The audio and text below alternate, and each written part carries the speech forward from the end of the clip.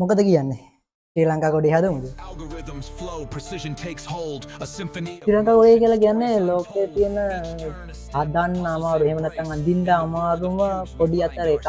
සෑහෙන්න අමාරු ශ්‍රී ලංකා කොඩියේ තියෙන ඩීටේල් සෙට් එකම ඒ විදිහටම දෙන එක සෑහෙන්න අමාරු වැඩක්. හැබැයි ඒක කරන්න පුළුවන්.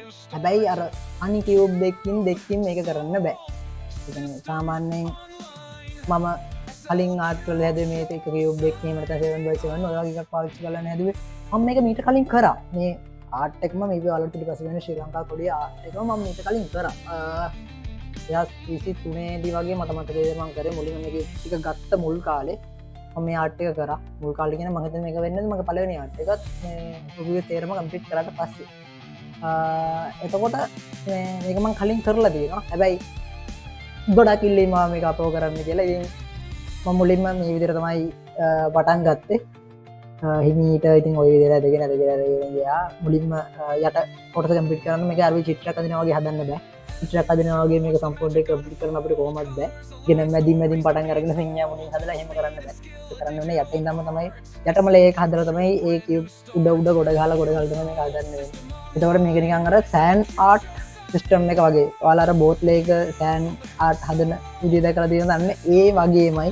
ඒ කියන්නේ යට බොටම් එකේ ඉඳන් හදාගෙන ඉන්න කොට යටකොට මේ විදිහට කම්ප්ලීට් කරගත්ත පස්සේ අපිට තියෙන ලොකුම චැලෙන්ජ් එක තමයි මේක අර සිංහාව නෙමෙයි. මේ පැත්තේ මේ පේන සිංහාව හදන එක. මේක ටිකක් චැලෙන්ජ්. සාමාන්‍යයෙන් සිංහාව හදන එක ටිකක් අමාරු වැඩක්.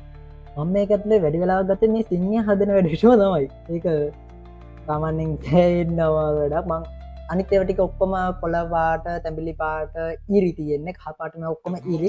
සම්පූර්ණ කියුබ් එක අපිට මෙතන තියන්න පුළුවන්. හැබැයි මෙතනදී වෙනස්. හැබැයි තව ප්‍රශ්නයක් මගේ කියුබ්ස් වල තිබ්බා. ආ දකින්න නැති කියුබ්ස් එක පටන් ගන්නකොට කියුබ්ස් ඔක්කොම ඇනිලා තිබ්බේ. ඒ ඇනිලා තියෙන හේතුව මම කීයෙන් වෙලාවක කියුබ් එකක් සෝල්ව් කියන්නේ ආර්ට් එකක් අද්ද ඒ ආර්ට් එක හදලා වෙලා කියුබ් ටික විසඳන්නේ නැහැ. ඒ කියුබ් ටික විසඳන්න තව කාලයක් යනවනේ. ඒ කාලය යන්නේ නැතුව තමයි හදන්නේ. හැබැයි මේ වගේ ආර්ට් එකකට එනකොට ඒක ලොකු ඉම්පැක්ට් එකක් වෙනවා. මට කියුබ් ටික විසඳලා තිබ්බනම් මේක විනාඩි 45ක් ඊටත් වැඩි අඩු කාලෙකින් ඉවර කරගන්න තිබ්බා. කරන්න දෙයක් නැහැ. මං හිතනවා විනාඩි 35ක් විතර ඉවර කරගන්න පුළුවන් වෙයි මේ කියුබ් ටික ඔක්කොම සෝල්ව් කරලා තිබ්බනම්.